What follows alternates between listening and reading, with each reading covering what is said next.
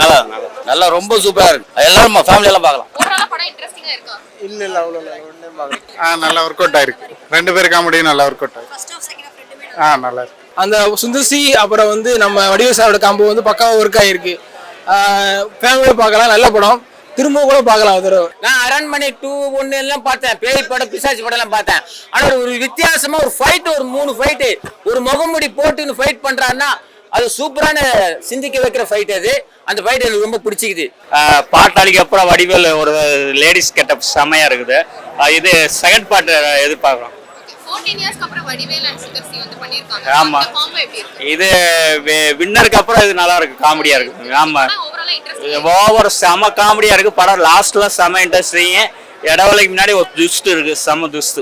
Second half Vani Bhojan madam வந்ததுக்கப்புறம் படம் கொஞ்சம் நல்லா விறுவிறுப்பா போகுது. படம் இப்போ நல்லா இருக்கு. ரொம்ப நாள் சுந்தர் சார் வடிவேல் சார் ரொம்ப நாளுக்கு அப்புறம் பண்ணியிருக்கேன். ரொம்ப நல்லா வந்திருக்கு படம். எதிர்பார்த்தோட அளவுக்கு மேல அதிகமாகவே இருக்கு. நல்லா இருக்கு படம். குழந்தையில இருந்து எல்லாருமே பார்க்கலாம். ரொம்ப நல்லா பண்ணி ரொம்ப பார்க்கலாம். ரொம்ப என்டர்டைன்மெண்ட் ரொம்ப நல்லா இருக்குது. நல்லா சிரிச்சுட்டே இருக்கலாம். நல்லா இருக்கு. ஒரு கேங்கஸ்னா வந்து ஒரு நகைச்சுவை கேங்கஸ் நல்லா இருக்காது. இந்த கம்பெனிஸ் கொஞ்சம் ஹேர் ஸ்டைல மாத்தி கொஞ்சம் வித்தியாசம் பண்ணிருக்காரு. ரொம்ப நல்லா பண்ணிருக்காரு. ஆக்சுவலி இது வந்து 2.5 மணி நேரம் படம். அதனால கொஞ்சம் லென்த்தா இருக்க மாதிரி இருக்கு. இன்னும் கொஞ்சம் டைம் கம்மியா இருந்துச்சுன்னா சூப்பரா இருந்திருக்கும். ஆனா படம் நல்லா இருக்கு.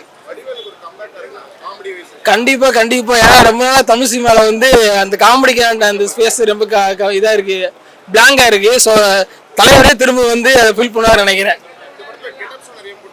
ஆமா, கெட்டப்ஸ் எல்லாம் பழைய விண்டேஜ் வடிவில பார்த்த மாதிரி இருக்கு. நல்லா இருக்கு. கண்டிப்பா கண்டிப்பா கண்டிப்பா. அந்த சுந்தர்சினாலே வந்து அந்த ஃபன் சொல்ல வச்சிருப்பாப்புல. ஸோ அதே மாதிரி இதுலயும் இருக்கு. ஸோ எந்த மிஸ்ஸையும் இல்லை. வடிவேல் இருக்கனால இன்னும் சூப்பராக இருக்கு, ஒர்க் ஆயிருக்கு. படம் கேங்கஸ் உண்மையிலே சொல்றேன், பெரிய எக்ஸ்பெக்டேஷன். மதராஜ ராஜா எக்ஸ்பெக்டேஷன் இல்லாம போய் உட்காந்தான். 13 வருஷத்துக்கு முன்னாடி வந்து கேடிவில படம் பார்த்த மாதிரி தான் இருக்கணும் உட்காந்தா. அவங்க பார்த்தா கலக்கி நம்மளை வந்து 2-3 தடவை 4-5 தடவை கூட பார்க்க வச்சிட்டானுங்க. சரி, இது வந்து பாத்தீங்கன்னா கேங்கர்ஸ் ஒரு பெரிய ட்ரூப் இருக்குது, ஒரு பெரிய காம்போ எப்படி பண்ணியிருப்பாங்கன்னு சொல்லிட்டு நம்ம பார்க்கலான்னு சொல்லிட்டு வந்தோம்னா எனக்கு தெரிய டைமிங் ஒர்க் அவுட் ஆகாம காமெடி சுத்தமாக ஒர்க் அவுட் ஆகல. வழக்கம் போல பேட்டர்ல இருந்து மாறி வேற மாதிரி ட்ரை பண்ணி சுந்தர்சி சார் பயங்கரமா மொக்கப்பட்டாருன்னு தான் சொல்ல முடியும். உட்காரவே முடியல, தூக்கமா வருது. அந்த அளவுக்கு வந்து வச்சு செஞ்சு விட்டாங்கன்னு தான் சொல்ல முடியும்.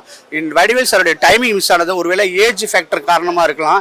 ஸோ அந்த மாதிரி போயிடுச்சு. இவரும் பார்த்தா பாடி லாங்குவேஜ் அப்படி பண்றாரு, இப்படி பண்றாரு, வின்னர்ல பண்ற எல்லா மூமெண்ட்ஸும் பண்றாரு. அதே மாதிரி கோடு வச்சு மீச வச்சுட்டு. ஸோ அதெல்லாம் இப்போ இல்லைங்க, மாறி போச்சு. 2025 நம்ம அப்டேட் ஆகாம இன்னும் நீங்கள் பென்சிலில் கோடு போட்டுட்டு இதாண்டா காமெடின்னு வந்தீங்கன்னா எப்படி ஒர்க் அவுட் ஆகும் சொல்லுங்க. பேசாம மாமன்னன் மாதிரி ஒரு கேரக்டர் ரோல் பண்ணிட்டு என்ன பிரச்சனை வந்தாலும் சரி சமாளிச்சுக்கலாம்னு சொல்லிட்டு அப்படி போறத வந்து பெட்டரா இருக்கும்னு நினைக்கிறேன். அதனால வந்து இந்த படம் வந்து பார்த்தீங்கன்னா உண்மையிலே சொல்ற என்னுடைய எக்ஸ்பெக்டேஷனை சுத்தமாக ஃபீல் பண்ணல. என்னுடைய பாயிண்ட் ஆஃப் வியூவில் வந்து பார்த்தீங்கன்னா இது வந்து என்னுடைய பிலோ எக்ஸ்பெக்டேஷன் மூவி தான் சொல்ல முடியும். வழக்கம் போல கலர்ஃபுல் பயங்கரமான ஒரு காமெடி செம்ம இது எல்லாமே பண்ணி நல்லா பண்ணியிருப்பாங்கன்னு நினைச்சேன். அட்லீஸ்ட் குறைஞ்ச ஒரு என்ன சொல்றது, ஒரு தலைநகரம் ரேஞ்சுக்காக கொண்டு போயிருந்தா கூட படம் நல்லா இருக்கும்னு நான் நினைக்கிறேன். அதுக்கெல்லாம் பக்கத்தில் கூட ரீச் ஆக போகாது, ரொம்ப கஷ்டம். அட்லீஸ்ட் வந்து சுந்தர்சியோட ஒரு ஒரு ஒரு முக்க படம் கூட ரொம்ப கலர்ஃபுல்லாக நல்லா இருக்கும். இது அது கூட இல்லைன்னு சொல்ல முடியும். கேங்கஸ் படம் பார்த்துட்டு வரேன்.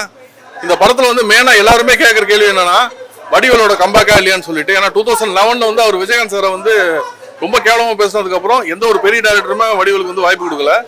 இப்போ சுந்தர்சி மாதிரி ஒரு பெரிய காமெடி படங்களை எடுக்கக்கூடிய டேரக்டர் வந்து வாய்ப்பு கொடுக்கும்போது ஒன்னே தான் ப்ரூவ் வச்சு வடிவேலுக்கு இனிமேல் காமெடியாக பண்ண முடியாதுன்னு சொல்லிட்டு. ஏன்னா படம் ஃபர்ஸ்ட் ஹாஃப் வந்து ஃபுல் அண்ட் ஃபுல் வடிவேல் மட்டும் தான் வந்து படம் வந்து ட்ராவல் ஆகுது. பட் அவருக்கு என்னன்னா அவருக்கு அந்த பழைய டைமிங் வந்து டோட்டலாக போயிடுச்சு. அது கேப்னால போச்சா இல்லை வயசானனால போச்சான்னு தெரியல. அவர் பண்ணுற காமெடியெல்லாம் நம்மளுக்கு சிரிப்பே பண்ண முடியல. ஒரு டக்குன்னு இப்படி திரும்பணும்னா அது ஒரு வேற ஒரு டைமிங்கில் திரும்புறாரு. டைமிங் தான் டோட்டலாக மிஸ் ஆச்சு. அதே மாதிரி ரைட்டிங்கில் கூட பார்த்தீங்கன்னா நிறைய பழைய சுந்தர்சி படங்கள், சுந்தர்சி வடிவேல் படங்கள், தலைநகரம் அந்த மாதிரி அங்கே பண்ண காமெடி, அந்த மாதிரி பழைய ஹிட்டான தமிழ் சினிமா காமெடிஸில் உள்ள சின்ன சின்ன விஷயங்கள் வந்து நடுவில் அங்கே வரும்போது நம்மளுக்கு வந்து புதுசாக சிரிப்பு வரல. அதுலேயும் வடிவேல் பர்ஃபார்மன்ஸ் ரொம்ப வருஷம் இருக்கனால சுத்தமாக சிரிப்பு வரல. செகண்ட் ஹாஃப் தனி படமாக பார்த்தீங்கன்னா ஒரு ஆவரேஜாக ஒரு தடவை பார்க்கக்கூடிய ஒரு சுந்தர்சி படம் மாதிரி இருக்கும். ஒரு சூப்பர் படம் சொல்ல முடியாது, பட் ஒரு சுந்தர்சியில் ஒரு ஆவரேஜாக ஓகே பரவாயில்ல, சுந்தர்சி படம் பார்த்ததுக்கு நம்மளுக்கு ஓகே பார்க்கலாங்கிற அளவுக்கு செகண்ட் ஹாஃப் இருக்கு. ஃபர்ஸ்ட் ஹாஃப் பெரிய ஏமாற்றம். கிளாமர் வந்து இந்த படத்தில் வந்து ரொம்ப கம்மியாக இருக்கு. யூஸ்வலாக சுந்தர்சியில் பயங்கரமாக கிளாமர் வச்சிருப்பாங்க. கேத்ரின் தெரசா வச்சு ஒரே ஒரு சாங் வந்து கிளாமராக பண்ணியிருக்காங்க. மற்றபடி கிளாமர் பெருசாக இல்லை. அதே மாதிரி எண்டு ரோலிங் டைட்டிலையும் சாங் இந்த படத்தில் வந்து வைக்கல. கதை வயசும் இந்த படத்துல வந்து ஒரு பெரிய ஒரு ஏமாற்றமான கதை தான். ரொம்ப ஒரு இம்பார்ட்டண்டான, ரொம்ப ஒரு சூப்பரான கதைலாம் ஒன்று கிடையாது. ரொம்ப ஒரு ஆவரேஜான ஒரு கதை தான் போகுது. First half total first half சுத்தமாக உட்காந்து பார்க்க முடியல. செகண்ட் ஹாஃப் வரைக்கும் ஒரு ஆவரேஜான ஒரு படம் பார்த்து ஃபீல் கொடுக்குது. ஃபர்ஸ்ட் ஹாஃப் வந்து ஒரு பொண்ணு காணாமல் போயிடுவா, அவளுக்கு என்ன ஆச்சுங்கிறது கண்டுபிடிக்கிற மாதிரி போகும். செகண்ட் ஹாஃப் வந்து ஒரு 100 கோடி அடிக்கிறதுக்கான ஒரு விஷயம் மாதிரி போகும்.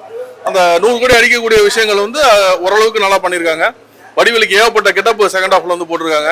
லேடி கெட்டப்பு, ஒரு வயசான ஆளு கெட்டப், அந்த மாதிரி ஏகப்பட்ட ஒரு சீக்வன்ஸுக்கு வேற வேற கெட்டப்ல வந்து வடிவேல் வர அளவுக்கு அத்தனை கெட்டப்ஸ் வந்து கொடுத்துருக்கு. ஃபேமிலி ஆடியன்ஸ் பார்க்குற மாதிரி தான் இருக்கு. படத்துல சுந்தர்சினாலே ஒரு அடல்ட் காமெடி வந்து லைட்டா இருக்கும், பட் ஓவர் வல்கரா இருக்குது. அதே மாதிரி இந்த படத்துல அடல்ட் காமெடி லைட்டா இருக்கு, ஓவர் வல்கரா இல்ல. ஃபேமிலி ஆடியன்ஸால கண்டிப்பா பார்க்க முடியும், பட் எந்த ஒரு ஆடியன்ஸாலுமே ஃபர்ஸ்ட் ஹாஃப் உட்காந்து பார்க்க முடியாது. செகண்ட் ஹாஃப் ஆவரேஜா இருக்கு. இப்போ ஏன்னா அரண்மனை 2 கேங்ஸ் 2 கொண்டு வந்துருவாருன்னு பயமா இருக்குது. நிச்சயமா கேங்ஸ் 2க்கு வேற மாதிரியா இருக்கும். இது பிளாக் மணி வச்சு தான் இந்த படம். இது ஒரு 5 பேர் எப்படி சம்பாதிக்கணும், அவங்களுக்கு வாழ்வாதாரத்துக்கு நம்ம ஒரு ஹெல்ப் பண்ணலாம் சொல்லிட்டு பண்றா போல. இதுல கடைசியில ஒரு என்ன ஒரு குழப்பம்னா விமலா காட்டுறாங்க. எனக்கு அதுதான் ஒரு குழப்பம். அவரோட ஸ்டோரியை வச்சு என் மனைவி ஒரு பிஏ கிட்ட வேலை செய்யறாங்க சொல்லி அவரோட ஸ்டோரியை வச்சு இவங்களை நம்ப வச்சு 5 பேரை அதை அழகா கையாண்டுக்கிறாரு சுந்தர்சி. மூளைதான். நான் வடிவேலு வந்து கிங்காங்கு, முத்துக்காலு, கிரேன் மனோகரே, அல்வாவாசி இவங்க கூடலாம் அந்த கம்பேக் கூட்டணி பாத்துக்கிறோம், காமெடி பாத்துக்கிறோம். ஆனா இதுல வந்து இவரு சிந்திக்க வச்சுதான் காமெடி பண்றாரு வடிவேலு. நான் சொல்றது பிரா, அப்போ வந்து அவங்க காமெடி கண்டென்ட் போடுவாங்க. யாரு? இந்த கிங் கேங்கு, முத்துக்காலம் போடுவாங்க. இப்போ இவர் கண்டென்ட் போடுறாரு. யாரு? இந்த 4 பேருக்கு முகேஷ், அது பேரு வேணா, அந்த ஒரு 4 பேர் கூட இருக்கிறாங்க, 3 பேர் இருக்காங்க. அவங்களுக்கு இவர் கொடுக்குறாரு, என்ட்ரி கொடுக்குறாரு. நான் சொல்றது அதுதான் சிந்திக்க வைக்க காமெடி. இது வந்து NSK கிருஷ்ணன் வந்து அந்த சிந்திக்க வைக்கிற காமெடி வந்து சிரிக்க, அது சொன்னா சரியாது, சிந்திச்சா தான் சரி. உள்ளுக்குள்ள சிரிக்கிறது இது, வெளியே சிரிக்க எல்லாம் கிடையாதுங்க. சிந்திக்க வைக்கிற காமெடி பெரிய விஷயம். அது சிந்திக்க வைக்க மூளை இருக்கும், தனி ஒரு பிரெயின் இருக்காது. அது காமெடி தான். அவனா அது அப்படிதான் இல்லாம ஐயோ அதுவும் இல்லாம ஒரு சிந்திக்க வைக்கிற அந்த பேங்க்ல அந்த கொள்ளை கிரிமினல் காமெடின்னு சொல்லுவாங்க. அது பேர் தான் கிரிமினல் காமெடின்னு சொல்றது.